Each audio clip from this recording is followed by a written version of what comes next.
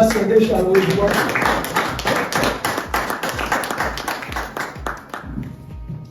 Mille merci encore pour ce bel hommage. Je comptais dithyrambique pour ma modeste personne. Je frémis même à l'idée de commencer cette animation, tellement ça va laisser de l'autre à ce modeste orateur que je suis. Mais je ferai feu de tout bois pour vous montrer à la hauteur vraiment des expériences qui ont été suscitées par cet orateur encore en apprentissage que je m'efforce d'être. Sur ce, nous allons entrer le plein pied dans cette session. Vous savez, l'oratoire s'apparente à cette belle figure métaphorique qu'on appelle le rocher de Sisyphe. Alors, c'est quoi le rocher de Sisyphe, me direz-vous? Faisons une petite incursion dans l'Antiquité grecque. Sisyphe était celui-là même, avec sa malice, qui s'était joué de la sagesse des dieux. Et les dieux, pour le châtier de façon exemplaire, l'avaient condamné à rouler une roche jusqu'au sommet d'une montagne. Et à chaque fois qu'il parvenait au sommet de la montagne, il était condamné à revenir à son point de départ, et cela dans un cycle sans fin. Je vous dis à quel point ce art est délicat. C'est une tâche sans fin ni cesse, qui ne cesse de se profiler. Et ce soir, j'ai l'intime persuasion et la forte conviction qu'à l'issue de cette session, vous n'aurez pas non seulement fait spirituellement un bond, mais vous aurez fait également intellectuellement une avancée. Et je suis d'ores et déjà frappé par vos fronts dégagés, mauvaises intelligences certaines, qui serviront un temps soit pour tout ce que j'aurai à distiller comme belle parole. Si vous êtes d'accord avec moi, ovation.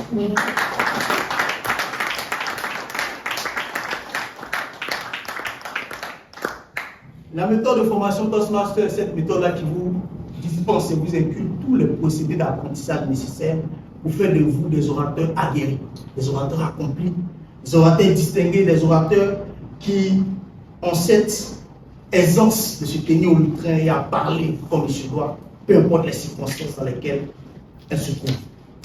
Et cette méthode-là s'appuie sur un socle, un pilier, une clé de voûte, un élément central et vertical, membre de son identité absolue qu'on appelle l'évaluation. Alors pour conduire cette session-là vers le sous-monde auquel elle est destinée, nous aurons une équipe d'évaluation dirigée par un capitaine. Le changement de programme. Oui. D'accord. Par un capitaine qui n'est nul autre qu'un Toastmaster que j'admire singulièrement et beaucoup d'ailleurs. Le Toastmaster félicité CD que je vous prie d'ovationner.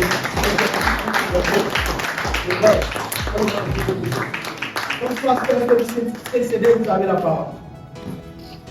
Nous allons continuer à gravir cette pente à la fois rude et escarpée que constitue la montagne de l'apprentissage de l'oratoire. Et là, nous avons une oratrice, et non pas des moindres. Elle est trésorière du club Cicéron, de ce mandat. C'est une Toastmaster que j'admire singulièrement, car elle se caractérise par sa gaieté franche et communicative. Et elle va nous permettre d'entrer de plein pied dans cette atmosphère d'enseignement dans laquelle nous sommes venus nous trouver. Elle est trésorière, comme je l'ai dit, et aujourd'hui, elle va nous présenter un discours qui porte sur un thème assez spécial. Notre devoir sera d'être un modèle. Elle est caractérisée par cet entrain. À chaque fois qu'on la retrouve à une session, elle a toujours cette marque de sa bonne humeur. Et cela est tout à son actif. Elle arrive à nous encaisser avec dextérité.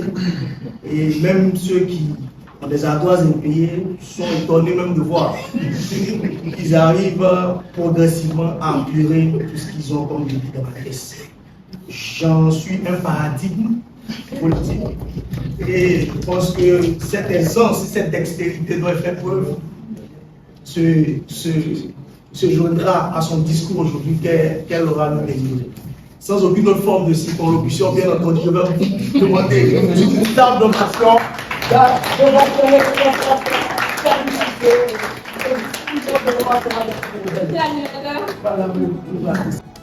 Nous continuons donc d'avancer dans cette merveilleuse session et ce soir les dieux se sont montrés fastes à l'endroit du club Cicéron.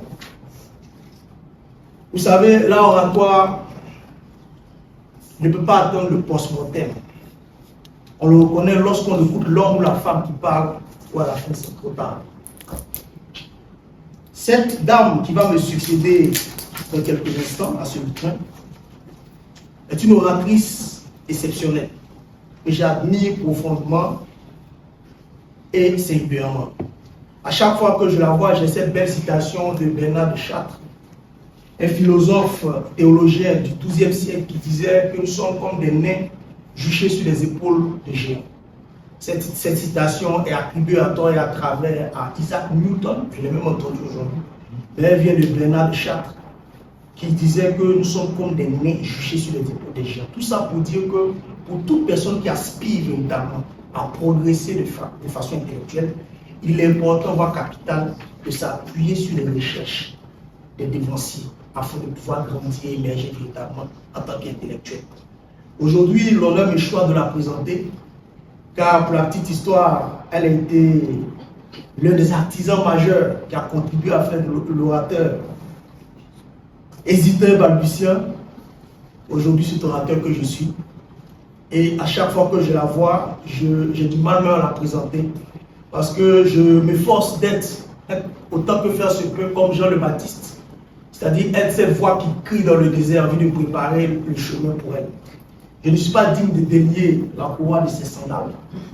Aujourd'hui, elle va nous entretenir sur un sujet très important, à savoir pourquoi participer à un concours de discours au sein du Toastmaster.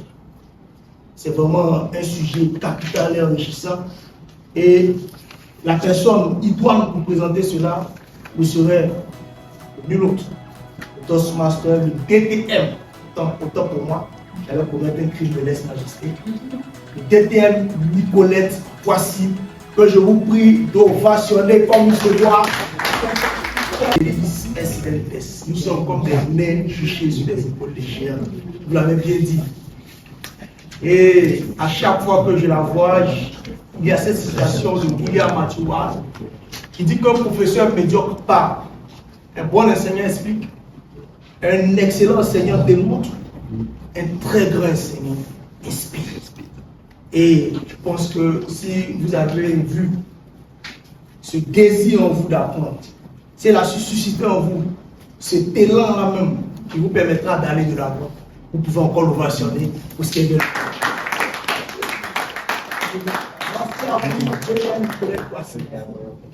Je vais ajouter un peu d'eau à son moulin parce que j'ai personnellement pris une autre dimension en tant qu'orateur à l'issue de deux concours majeurs. Le concours humoristique, où je me suis retrouvé à me déguiser comme un chasseur d'oiseaux, chose qui m'a poussé à me sortir de mon registre habituel, qui est la grandiloquence naturellement. Et après, j'ai participé au concours de discours inspirants. Et je peux vous assurer qu'aujourd'hui, lorsque j'anime un atelier sur le développement personnel ou la motivation, tous ceux qui m'écoutent après m'approchent me demandent qu'est-ce qui avait pu se passer. Mais je pense que ce déclic-là a été perceptible à l'issue du concours où je n'ai pas terminé en tant que vainqueur. Chose que j'ai digérée amèrement, ce qui fait qu'aujourd'hui, je participe au discours malheureusement, mais je pense que je vais aller en école encore pour retrouver cette chose de motivation. J'ai terminé en tant que troisième, mais ce rang-là m'a permis de prendre une autre dimension, une autre carrière en tant qu'orateur. Je vous incite vraiment à participer à ces concours-là. Comme le disait Nietzsche à l'école de la guerre de la vie, tout ce qui ne nous tue pas nous rend assurément plus fort. On vous attend pour les inscriptions. Nous allons donc aborder une autre séquence de notre session. Éric Dupond-Moretti, avocat de Tournois de Ferveur, avait pour habitude de dire que le bon orateur est celui-là même qui sait défendre l'indéfendable, qui sait défendre l'inacceptable et qui sait défendre l'inadmissible. Un bon orateur doit être en mesure de trouver les mots, peu importe la situation dans laquelle il se trouve. Et aujourd'hui, nous allons nous prêter un exercice à la fois ludique et périlleux, qui est la prise de parole à l'impromptu, de façon improvisée. Les règles du jeu sont simples. Vous êtes interrogé sur un sujet que vous n'avez pas préparé, mais vous devez soutenir votre prise de parole en un laps de temps bien précis, maximum 2 minutes. Ce n'est pas toujours aisé parce que nous avons des tours de mémoire et cette génération d'aujourd'hui que je condamne avec grande fermeté a perdu ce sens-là de la culture. Et la culture, comme le disait un grand avocat, est la mécanique de l'orateur. Un orateur cultivé, c'est un orateur qui peut s'exprimer sur n'importe quel sujet. Aujourd'hui, l'honneur me choisit de diriger cette session, cette séquence, cette session des improvisations. Je vais donc interroger des personnes ici, de façon, je ne dirais pas hasardeuse, mais de façon guidée, puisque j'ai une liste ici des invités. Mais avant, je vais vous poser une question. Quelles sont les personnes qui ne souhaiteraient pas se prêter à cet exercice? Quelle est la main? Parce que votre mutisme est perçu comme une adhésion. Tout le monde souhaite être interrogé. Cela me ravit. J'ai pu prendre part à une magnifique session. C'est toujours un immense plaisir pour moi et un très grand honneur de me tenir à ce train et de diriger autant que faire se peut de maître cette session. Cicéron, avec qui je partage le club éponyme et j'espère bien d'un futur proche le talent, avait pour habitude de dire ceci. La prise de parole en public obéit à 3 buts fondamentaux. Enseigner, émouvoir et plaire. En latin, cela se dit dotere, movere, electare.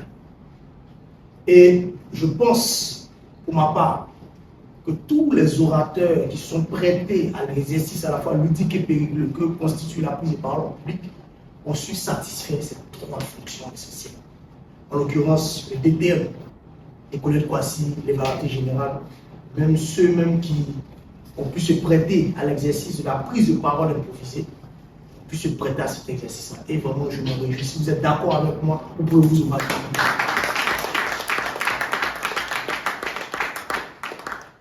Et sachez une chose, les réflexes se fortifient à force de pratique. J'ai pour habitude de dire que j'ai longtemps hésité à me rendre ici. Et c'est en étant curieux que je me suis rendu à Toastmaster. Pour lui, j'avais pour habitude de dire que les portes de l'avenir s'ouvrent à ceux qui savent les pousser.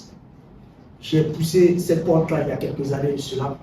Et aujourd'hui, je suis souvent même grandement surpris de parler des langues que je n'ai pas appris à l'école maternelle, à savoir le latin. Voilà. Donc, c'est pour dire que Toastmaster a le pouvoir de métamorphoser, de transformer. Mais il faut déjà de la détermination pour commencer et de la régularité pour terminer. Et sachez une chose, la facilité est la plus grande menace pour le progrès. Je vous incite à travailler, à être discipliné, à être persévérant, à être endurant, à ne pas bouder votre plaisir à apprendre les mots. Platon avait pour habitude de dire que le désir d'apprendre les mots conduit à la connaissance des choses.